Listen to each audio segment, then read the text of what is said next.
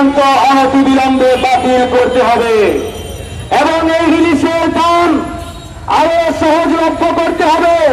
KG যাতে 5 থেকে 700 টাকার মধ্যে হয় এবং আমার দেশের আপামর জনগণ যাতে ইলিশ ক্রয় করে খেতে পারে সেটা এই সরকারকে নিশ্চিত করতে হবে।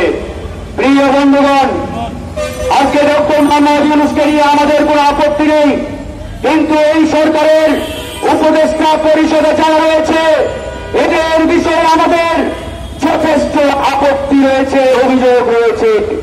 আমরা তাই এই সরকারের প্রধান ডক্টর মোহাম্মদ ইউনূস স্যারের প্রতি আহ্বান জানিয়েছি এবং একাধিকবার তাকে আমরা সরাসরি বলেছি 20 কোটি জনগণের এই বাংলাদেশকে সঠিকভাবে পরিচালনা করতে গেলে এই উপদেষ্টা পরিষদ বর্ধিত করতে হবে। এই 25 জন মানুষ নিয়ে এই বাংলাদেশ পরিচালনা করাটা অনেক কঠিন, অনেক কষ্টকর এবং এই উপদেষ্টা পরিষদে অনেকেই রয়েছে যারা এখনো ভারতের প্রতি প্রেম দেখায়, প্রীতি দেখায়। আমরা সে সকল উপদেষ্টাকে বলতে চাই, এই বাংলাদেশে এই শহীদদের রক্তের উপরে দাঁড়িয়ে কেউ যদি ভারতের প্রতি প্রীতি কিংবা প্রেম দেখানোর চেষ্টা করেন, আমরা আপনাদের এই গভীর পিছন থেকে টেনে হিচড়ে নামাতে 1 সেকেন্ড কাল বিলম্ব করব না। কিছুদিন আগে আসিফ নজরুল সাহেব আওয়ামী লীগকে বাংলাদেশের ইতিহাস ঐতিহ্যের দল হিসেবে ঘোষণা দিয়েছিলেন। অনেক উপদেষ্টা আওয়ামী লীগকে বাংলাদেশে পুনঃপ্রতিষ্ঠা করার জন্য উঠে পড়ে লেগেছিলেন।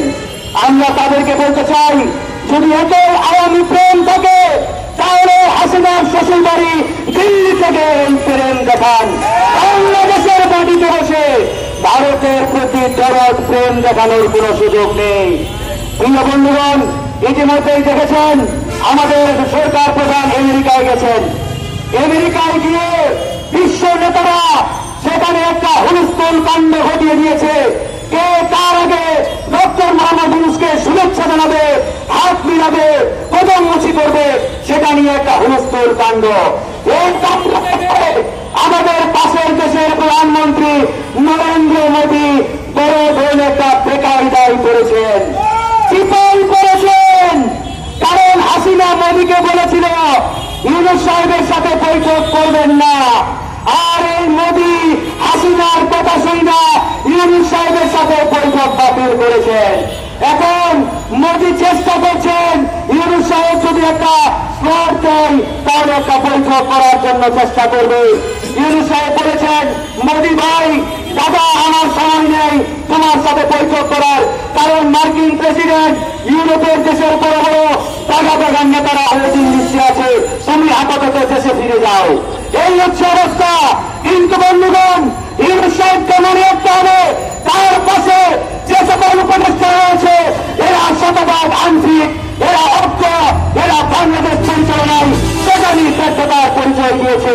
তাই আমরা বলতে চাই, রাজনৈতিকভাবে অভিজ্ঞ আরো 25 জন মানুষ নিয়ে এই উপদেষ্টা পরিষদকে 50 সদস্যে উন্নীত করতে হবে।